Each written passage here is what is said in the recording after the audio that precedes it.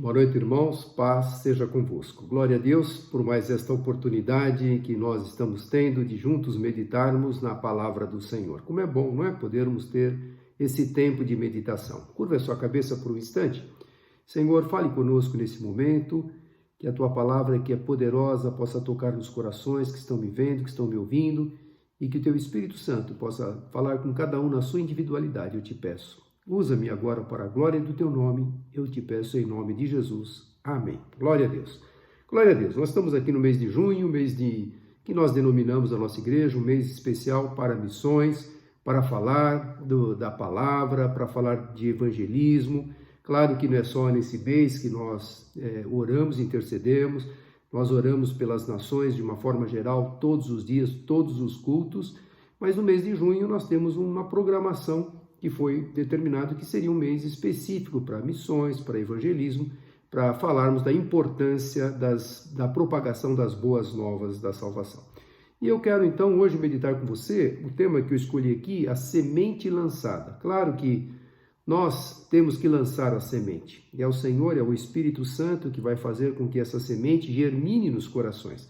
Mas é papel nosso, é nosso dever lançarmos a semente, falarmos do amor de Deus, falarmos das grandezas que o Senhor fez, realizou e também o que Ele tem feito na nossa vida. Então, semente lançada. Eu espero que você esteja lançando a semente aí, que de graça você recebeu, de graça você tem que dar. E eu quero compartilhar com você uma parábola muito conhecida, mas nós podemos extrair lições preciosas. Cada parte da palavra que é preciosa, conhecida ou não, a gente sempre extrai preciosas lições. Então, está aqui em Mateus 13, versículo 1 ao 9. Acompanha comigo essa leitura. Eu vou ler na versão corrigida, mas pode acompanhar na sua versão. Mateus 13, de 1 a 9. A parábola do semeador. Tão conhecida, né? Mas vamos extrair coisas importantes dessa parábola. Vamos nos identificar aqui que tipo de solo nós somos. Então está escrito assim: tendo Jesus saído de casa naquele dia, estava sentado junto ao mar. E ajuntou-se muita gente ao pé dele, de sorte que, entrando num barco, se assentou e toda a multidão estava em pé na praia. E falou-lhes de muitas coisas por parábolas, dizendo: eis que o semeador saiu a semear. E quando semeava, uma parte da semente caiu ao pé do caminho. E vieram as aves e comeram-na. E outra parte caiu em pedregais, onde não havia terra bastante, e logo nasceu, porque não tinha terra profunda. Mas vindo o sol, queimou-se e secou-se, porque não tinha raiz. E outra caiu entre os espinhos, e os espinhos cresceram e a sufocaram. E outra caiu em boa terra, e deu fruto, um a 100, outro a 60 e outro a 30. Quem tem ouvidos para ouvir, que ouça. Então esta parábola é para encorajar nós que pregamos a palavra, os lavradores espirituais. É para encorajar você, porque muita gente prega e parece que a gente não vê o fruto.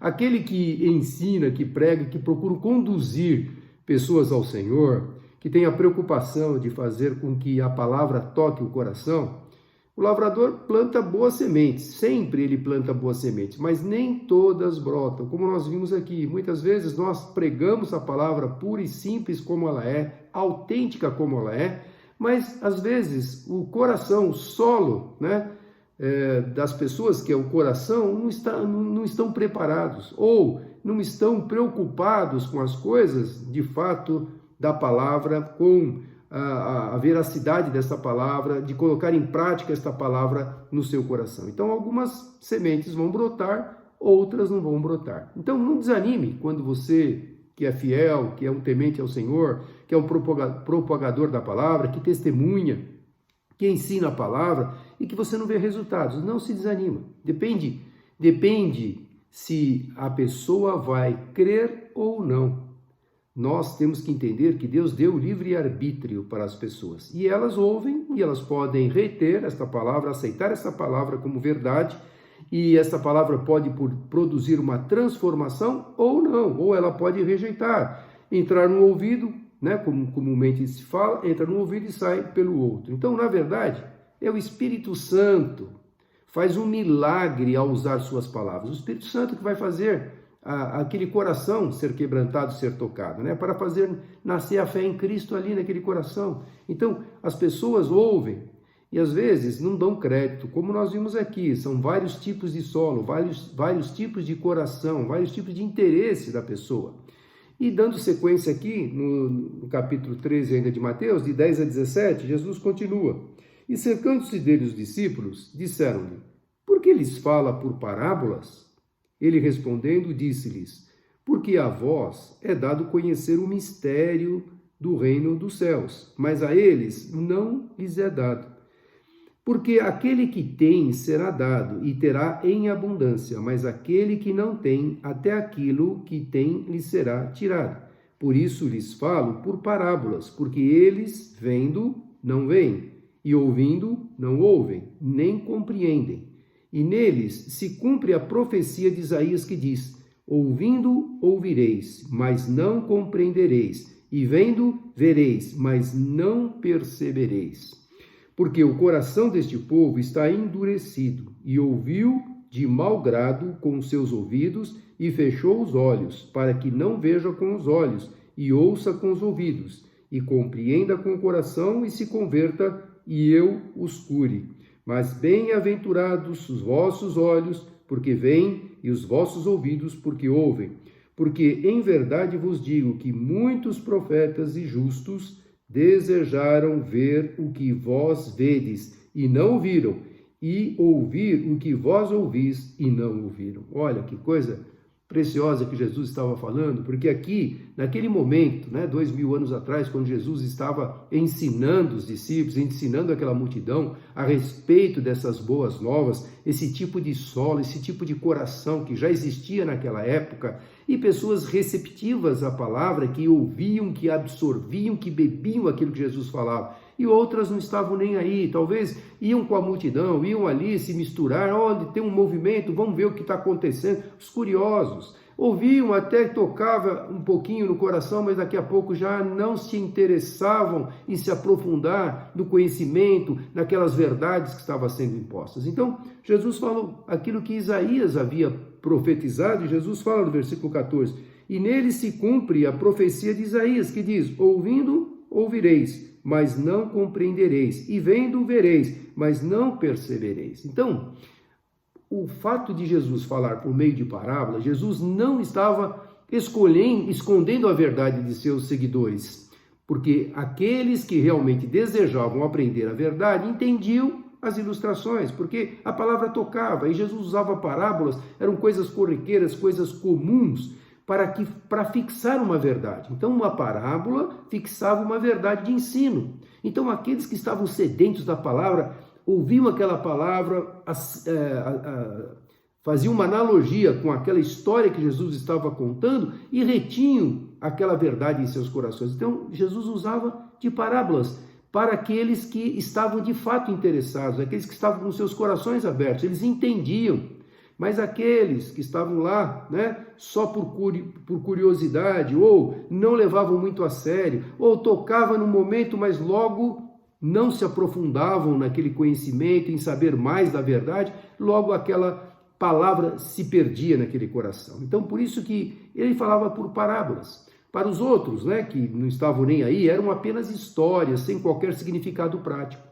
Mas isso permitia a Jesus distribuir o alimento espiritual aos que ansiavam por ele e, ao mesmo tempo, evitava que os seus inimigos os expusessem a armadilhas. Então, Jesus sabia, os inimigos estavam todo o tempo querendo, principalmente judeus, os maiorais, os líderes do povo judeu, sempre procurando querer pegar Jesus em contrapé. E Jesus, com sabedoria, ele falava por parábolas. E aquela parábola, então, para a pessoa que estava desejosa em aprender, que era aquele solo fértil, aquela terra boa, onde essa palavra entrava, fazia analogia com a história contada, a semelhança, um semeador, claro, era comum nos dias de Jesus lançar a semente, A semente cai em boa terra, cai no caminho, cai no meio das pedras, cai no meio dos espinhos, isso era comum, eles entendiam isso, e esta analogia era para aqueles que estavam de fato interessados, eles absorviam. mas aqueles que não estavam preocupados, é claro que a palavra não surtia efeito. E dando sequência, Mateus 13, de 18 a 23, agora ele explica, né? Terminando a explanação da parábola, ele agora explica de cada um dos solos. Escutai vós, pois, a parábola do semeador. Ouvindo alguém a palavra do reino e não a entendendo, vem o maligno e arrebata o que foi semeado no seu coração. Este é o que foi semeado ao pé do caminho. Ouvindo e não entendendo, mas também não se preocupe em entender, não se preocupe em querer saber, não tenha curiosidade de se aprofundar. Ele ouve, não entende, então aquela palavra não germina naquele coração. Dando sequência, versículo 20 agora. Porém, o que foi semeado em pedregais é o que ouve a palavra e logo recebe com alegria. Puxa, aquela palavra me tocou. Já recebi com alegria. Porém, mas não tem raiz em si mesmo. Antes é de pouca duração. E chegada a angústia e a perseguição por causa da palavra, logo se ofende. Então, a pessoa que não tem a maturidade espiritual logo fica alegre por receber aquela palavra, mas não tem maturidade espiritual, não tem raiz em si mesmo, não se aprofunda também no conhecimento e logo se ofende. Qualquer problema, qualquer perseguição, qualquer angústia que a pessoa passe, e nos dias de hoje, quem é que não passa por lutas, por perseguições? Nós temos que buscar a maturidade espiritual no Senhor, temos que buscar conhecimento, sabedoria, discernimento, para nos firmarmos cada vez mais nos caminhos do Senhor. Mas Jesus, ele conhecia os corações, e ele estava aqui falando com aquele povo, sabendo, eu posso entender, ele olhava as pessoas, ele sabia, as pessoas talvez olhando para Jesus, e Jesus encarando aquelas pessoas, sabia, esse está entendendo, esse está absorvendo, esse não está nem aí, esse de fato está olhando para mim, mas o seu pensamento está longe, ou não, mas esse de fato agora, estou vendo o interesse dele em aprender e absorver a palavra. Jesus conhece, e nos dias de hoje é a mesma coisa. Jesus sabe aquilo que vai em cada coração, porque ele sonda, o Espírito Santo sonda os corações. Versículo 22, o que foi semeado entre espinhos é o que ouve a palavra, mas os cuidados deste mundo e a sedução das riquezas sufocam a palavra e fica infrutífera. Olha, os cuidados desse mundo e a sedução das riquezas sufocam a palavra, porque a palavra confronta a pessoa, mas o mundo também está aí, com holofotes, né, brilhando, né, para desejos. Olha, se você conquistar, se você chegar a possuir isso, aquilo, então o mundo brilha aos olhos de muitas pessoas. Então a palavra, né, é como caiu no meio dos espinhos. Os que ouvem, logo se perde, porque os cuidados desse mundo e a sedução das riquezas sufocam a palavra e fica infrutífera. A semente é sufocada, a semente não germina, a semente não produz fruto, a semente de fato é perdida. Quantas pessoas que já ouviram a palavra, quantas pessoas já entraram numa igreja ou já ouviram de alguém um testemunho, uma mensagem na mídia, e não há uma decisão, não há uma conversão, não há uma atitude de mudança. São esses tipos de solo que nós estamos aprendendo aqui, que Jesus está nos ensinando. Versículo 23. Mas o que foi semeado em boa terra é o que ouve e compreende a palavra, e dá fruto, e um produz 100, outro 60 e outro 30. O que ouve a palavra, né? O que ouve a palavra, que dá ouvido e compreende esta palavra, como a palavra pregada, e mesmo em parábola, fazendo uma analogia, ele está ouvindo, está observando, está retendo, está guardando aquele princípio, aquela lição, aquele ensinamento. É assim que Jesus está expondo os corações. Então é importante. E você? Que espécie de solo você é? Aquele solo que caiu ao pé do caminho, aquele solo que caiu em pedregais, aquele solo que caiu entre os espinhos, ou aquela terra fértil, aquela terra boa, aquele solo preparado para germinar a semente? Que tipo de solo você é? Quantas vezes você ouviu a palavra, reteve, praticou, ou quantas vezes você ouviu a palavra, aí perguntam para você, o que o pastor pregou hoje? Aí você pensa, puxa, sabe que eu não lembro? Porque não houve interesse. Não houve a preocupação, talvez, de, puxa, o pastor falou uma coisa, deixa eu ver lá. deixa eu ler o contexto mais uma vez, deixa eu olhar aqui naquilo que foi explicado, porque eu posso me aprofundar um pouquinho mais desse conhecimento que é tão precioso quando o Espírito Santo toca. E muitas vezes as pessoas saem da igreja vazias, da mesma forma com que entraram. Eu sempre oro e sempre falo isso lá na igreja, que as pessoas possam sair daqui de uma forma diferente do que entraram.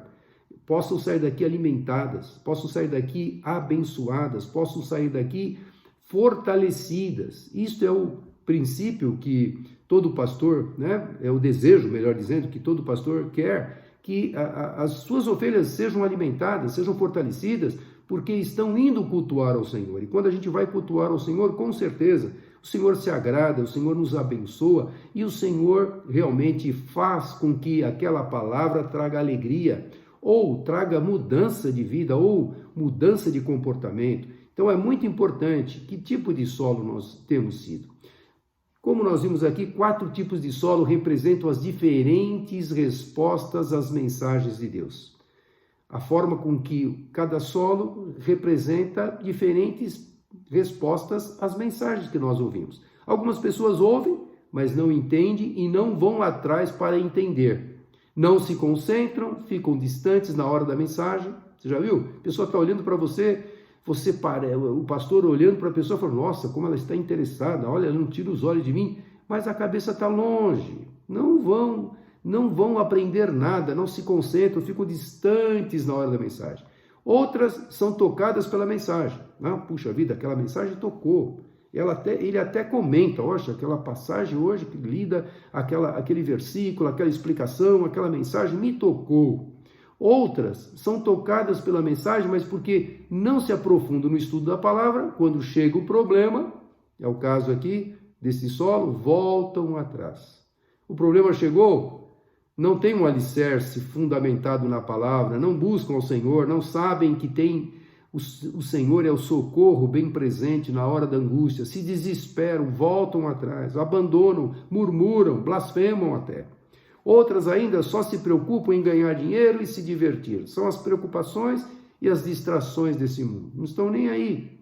São quatro tipos de solo representando as diferentes respostas às mensagens que nós recebemos. E há os que ouvem e obedecem, e se aprofundam, e se interessam, e crescem, e mudam, e são tratados, porque a palavra está lá para tratar, para divertir, para consolar, para fortalecer, para, repreender quando necessário, mas também dá aquela sensação de segurança, porque a nossa fé está firmada na rocha que é Cristo.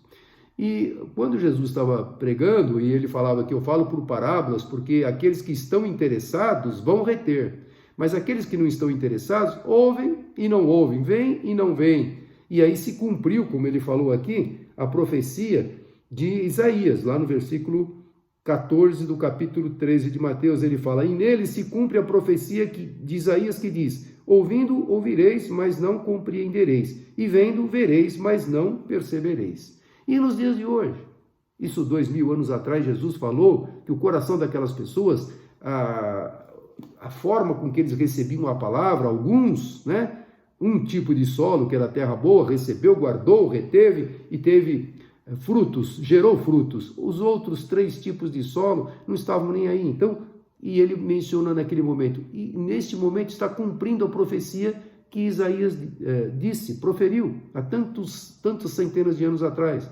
E aí, hoje, nos dias de hoje, a gente pode até falar, os corações das pessoas hoje está cumprindo aquilo que o apóstolo Paulo falou a Timóteo. Você quer lembrar que o apóstolo Paulo falou a Timóteo? Até vou ler na NVI. 2 Timóteo 4, de 1 a 5, é os nossos dias de hoje. Os 4 tipos de solo que representam as diferentes respostas às mensagens de hoje. Os 4 tipos de solo hoje também existem. E como é que estão os corações hoje? Como os corações das pessoas na época de Jesus, ele declarou que estava sendo cumprido aquilo que Isaías disse, nós podemos dizer também com toda certeza que nos dias de hoje, aquilo que o apóstolo Paulo falou a Timóteo está se cumprindo. Olha como é que estão os corações, olha como é que estão as pessoas, olha como as pessoas estão tão interessadas em ouvir as boas novas de salvação, as boas novas do Evangelho. 2 Timóteo 4, de 1 a 5, diz assim: a presença de Deus e de Cristo Jesus, que há de julgar os vivos e os mortos, por sua manifestação e por seu reino, eu o exorto solenemente. Paulo falando a Timóteo: pregue a palavra, esteja preparado, a tempo e fora de tempo, repreenda, corrija, exorte com toda paciência e doutrina, pois virá o tempo, 2000 anos atrás, em que não suportarão a sã doutrina, ao contrário, sentindo coceira nos ouvidos, juntarão mestres para si mesmos, segundo seus próprios desejos. Eles se recusarão a dar ouvidos à verdade. Aquilo que o apóstolo Paulo estava exortando a Timóteo: pregue a tempo, a fora de tempo, corrija, exorte, repreenda, faça todo o possível para atingir os corações, porque virá tempos, apóstolo Paulo falando há 2000 anos, quase 2000 anos atrás, virá tempo em que os corações das pessoas não estarão, eles se recusarão a dar ouvidos à verdade, voltando-se para os mitos. Você, porém, seja moderado em tudo, suporte os sofrimentos, faça a obra de um evangelista, cumpre plenamente o seu ministério. Aquilo que Paulo orientou a Timóteo, nós, propagadores da palavra, servos do Senhor, não precisa ser pastor para pregar a palavra, precisa ter compromisso com Deus. E você que tem testemunhado, que tem falado daquilo que Deus tem feito na sua vida, que tem convidado pessoas para irem à igreja, tem de fato entregue lá um folheto ou uma porção da palavra, ou mesmo a palavra de Deus no seu todo, você que se preocupa com a alma perdida, você que ora pelos seus parentes que ainda não se converteram, que ora pelos seus vizinhos, que ora pelos colegas de trabalho, porque você está interessado que aqueles corações tenham um encontro contigo, com o Senhor, como você teve. Então, continue fazendo a tua parte, porque as pessoas hoje estão procurando interesses próprios, procurando a conveniência do Evangelho, não aquilo que o Evangelho, porque o Evangelho ele confronta, o Evangelho ele sacode a pessoa, o Evangelho ele coloca a pessoa às vezes na parede para tomar uma decisão. Você vai continuar nessa situação ou você vai mudar agora que você entendeu que isto é pecado, que Deus não se agrada disso? O Evangelho é confronto, mas aquele evangelho de conveniência que só vai falar aquilo que ele quer ouvir. Só palavras de motivação é importante, palavra de motivação, claro, a palavra de Deus é cheia de palavras de ânimo, seja forte e corajoso, tenha bom ânimo, claro que ela fala isso, mas também ela incomoda quando a gente está acomodado, está na nossa zona de conforto, não quer ter um trabalho, não quer ter um compromisso. Ela checa você, ela coloca você lá na parede para saber, e agora que você ouviu, o que você vai fazer com esta verdade? É muito importante nós sabermos que o Senhor, ele sempre dá oportunidades para que a gente possa colocar a nossa vida em ordem. Qual desses tipos de solo você é?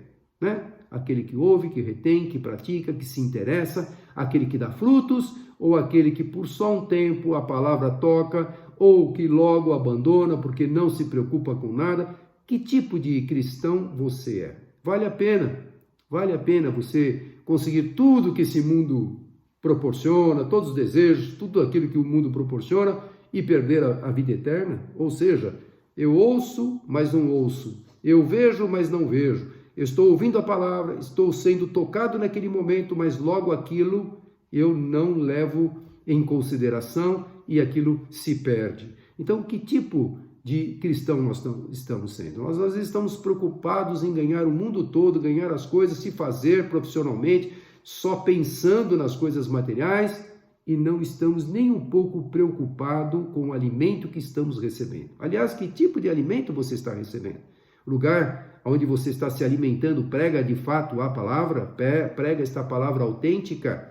É isto que é importante você também saber, porque Paulo recomendou a Timóteo, né? Cuidado, pregue hoje, a tempo fora de tempo, porque virá tempos, e este é o tempo que nós estamos vivendo, o tempo de pessoas que não estão preocupados com a verdade, procurando evangelho de conveniência. Então, cuidado naquilo que o mundo oferece e ficar distantes da palavra de Deus. E para a gente concluir, Mateus 13, 23, ele fala da boa terra. Então ele fala assim: mas o que foi semeado em boa terra é o que ouve e compreende a palavra e dá fruto, e a um produz 100, outro 60 e a outro 30. Semente na boa terra. O que distinguiu esta boa terra das outras? Sabe o que é que distinguiu? A frutificação. Esta deu fruto. As outras também foram semeadas, mas não deu fruto. Um foi sufocado, outro, secou, estava no caminho, secou, o sol veio, secou, não deu fruto nenhum. Mas esta aqui é a diferença. A boa terra é aquela que vai dar frutos. Ela recebeu a semente, aquela semente germinou e deu frutos. Ou seja, você passou adiante a mensagem. Você continuou falando aquilo que te tocou, você vai compartilhar com outras pessoas. Por causa dos frutos, o verdadeiro cristão se destaca. É isto, Pelos frutos o conhecereis. Então, o verdadeiro cristão, ele não consegue não dar frutos, ele dá frutos, porque ele não pode. Aquilo foi tão impactante na vida dele, houve uma mudança, uma transformação, ele abandonou o caminho errado que ele estava, ele passou a ter uma nova vida, então ele começa a dar frutos, as pessoas veem nele. Você vê uma árvore frutífera, é bonita, você vê uma árvore lá carregada de fruto, seja de laranja, seja de maçã, seja de pera, seja o que for, você vê aquela árvore bonita, mas você pode ver uma outra árvore sem fruto nenhum. Então, o que é que vai destacar no cristão? Se ele tem frutos ou não, se ele dá frutos ou não, se a sua vida está fazendo a diferença ou não. Jesus não diz que essa boa terra nunca tem pedras ou espinhos. A boa terra tem sim, mas ela, trabalhada, frutifica. Mesmo nós que somos servos de Deus, que damos frutos para a glória do reino, claro que nós temos espinhos, temos muitas pedras, muitos tropeços no caminho, muitas perseguições, provações. Temos, Jesus não falou que seria fácil. No mundo tereis aflições, mas tem de bom ânimo. Vamos vencer, porque Jesus venceu e com ele nós vamos vencer. Então é importante saber que também a terra boa, que dá frutos, ela tem lá os seus impercalços. A terra tem que ser totalmente trabalhada todo o tempo. Não é porque a terra boa foi trabalhada nesse momento, colocou ali a semente começou a germinar e que a erva daninha não vai aparecer. Claro que vai. Não é que não vai ter uma pedrinha ali, tem que tirar, tem que limpar constantemente, tem que estar ali trabalhando aquela terra boa para que o fruto venha mais forte. Então é claro, Jesus falou que nós teríamos dificuldades, lutas e provações. No mundo tereis aflições. Tereis, se não tem, vai ter. Tereis aflições. Mas o cristão verdadeiro não fica livre de problemas, nem de tentações, mas porque ouve a palavra, tem forças para resistir, produzindo frutos quando praticamos a palavra. Nós produzimos frutos quando praticamos a palavra. Então, tem lá os problemas, as tentações, mas nós temos forças para resistir. Temos uma raiz fincada naquela terra boa, naquele coração que recebeu gostoso a palavra, e agora nós estamos fortalecidos. Veio a luta, veio a provação, veio a perseguição, veio a doença, veio o desemprego, veio o que for, mas nós temos a nossa vida fincada na rocha que é Cristo, e nós vamos superar esses problemas que certamente vão surgem para todos.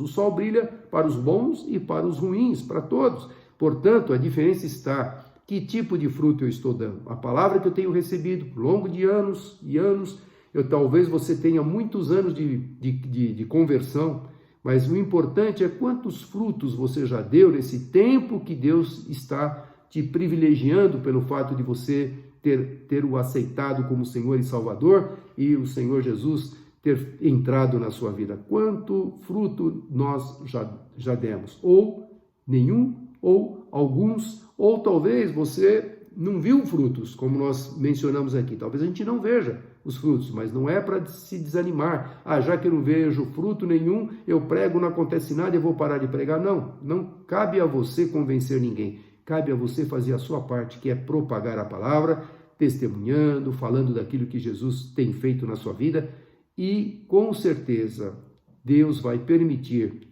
que você possa ver frutos para a glória do Senhor. Entre os cristãos frutíferos, aqueles que de fato trabalham e dão frutos, alguns produzem mais e outros menos, segundo a capacidade que Deus entregou a cada um. Porém, todos produzem e Deus se alegra. Todos produzem, né? Por isso que ele falou aqui, 30, né? Ele fala aqui assim, um produz 100, outro 60 e outro 30. Não importa. Não importa a produção, o que importa é produzir. Seja um cristão frutífero. Seja um cristão que produz. E eu sei que você que está ouvindo a palavra nesta noite, está com o seu coração aberto, que o Espírito Santo continue ministrando o seu coração. E que você realmente foi chamado para dar frutos, para ser bênção para outras pessoas também. Curva sua cabeça por um instante. Pai, muito obrigado por esta palavra. Muito obrigado pelo teu grande amor.